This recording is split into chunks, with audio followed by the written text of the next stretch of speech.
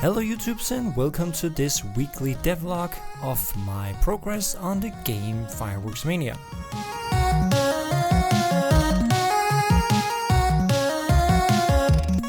Besides game progress, this was also the first week our dog saw snow.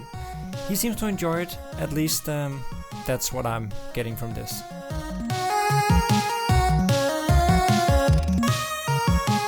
But enough about that, let's get started.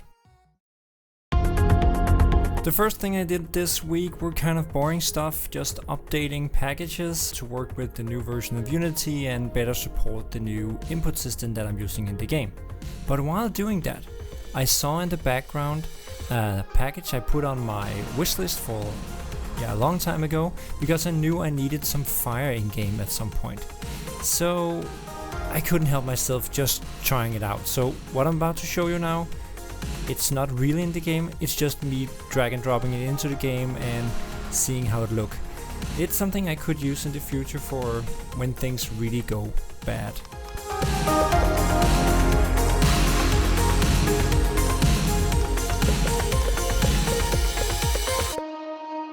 I think these fire effects looks pretty good, so I definitely wanna use them later on in the game.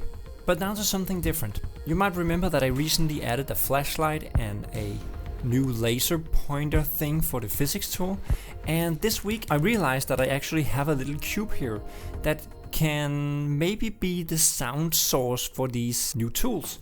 They have these different clickers and stuff like that, so I set up my mic and tried to do a little recording so I can use them in game. I'm not a sound designer and haven't tried really this before, so it was the first for me, but let's record the sounds.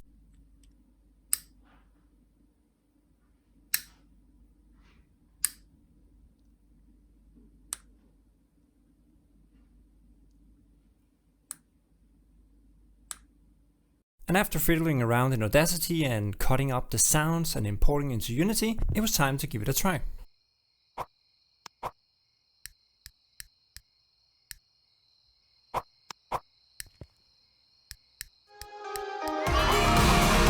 The effect turned out really great, and it makes you feel that you're actually clicking a button. As you can see here, my dog is also very impressed. Enough about the dog's excitement, let's get moving to what excites you, the players. Because this week I've actually had a problem figuring out what to actually start working on. I can do a lot of different stuff, but I have to pick the one that gives the most value to the game. And sometimes that's something behind the scenes that you as a player will never see, and sometimes it's actually content for the game. And I had a really hard time this week figuring out what I should work on, because I can do so many things and I have so limited time. However, I have also made a rule for myself that says, when in doubt, add more fireworks. So that's what I did. I found an old post from Europe, from GitHub, that asked for a specific firework called Shogun Crackling. 25 Shogun Crackling Saturn missile battery pack.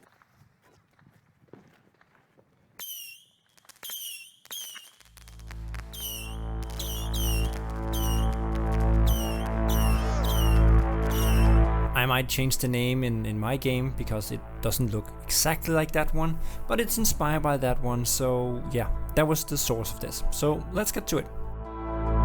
In contrast to what I've done with the other fireworks in the game, I didn't start it out with the model this time. This time around I just took a copy of the messenger battery, scaled it a little differently so I could see a difference, and then started working on the effect.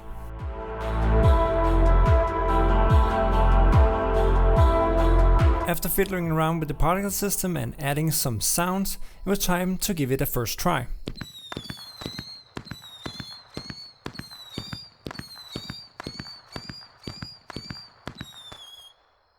Pretty decent for a first try, I would say. But I noticed something, and that was that I might not want the explosion sound in the end, and I might not either want the launch sound when it fires off, because the real thing doesn't really do that. So I changed that, and then I also wanted to change the performance a little, so why ignite one and have one in the scene when you can have, I don't know, 100 or how many I have here. So just because I could.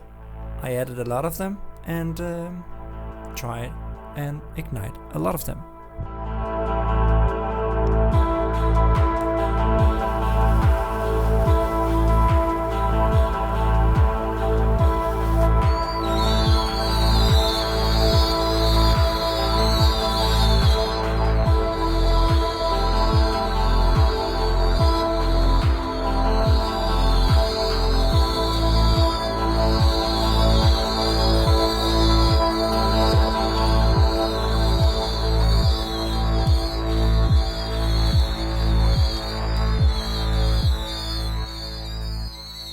So with this decent effect in place, it was time for me to start working on the model for this little guy.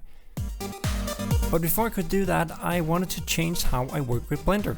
You see, so far I had each different piece of fireworks in a separate file, but I wanted to combine it into one file because I recently have thought about that it might make sense, because now as I learned Blender more and more, I can see that I could then reuse textures and materials from model to model and didn't have to set it up in each file every time. So I started up with trying to do that by taking in all the batteries or cakes into one Blender file, so I could start off like that and do this new model. So as you can see, a lot inspired by the Chinese wall model I currently have. I have this new Shogun Crackling, I don't know what I end up calling it, but I have this model which is a lot smaller than the other ones, because that's how it is in real life.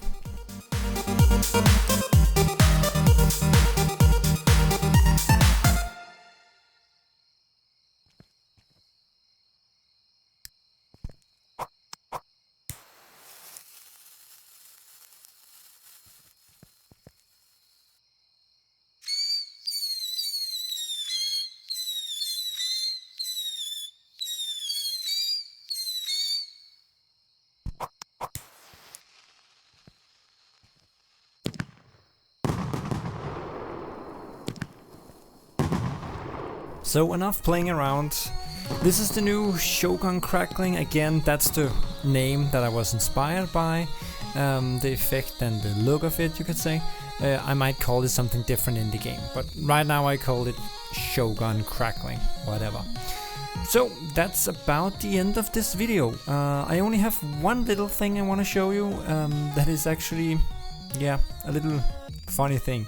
Because the other day I got a package.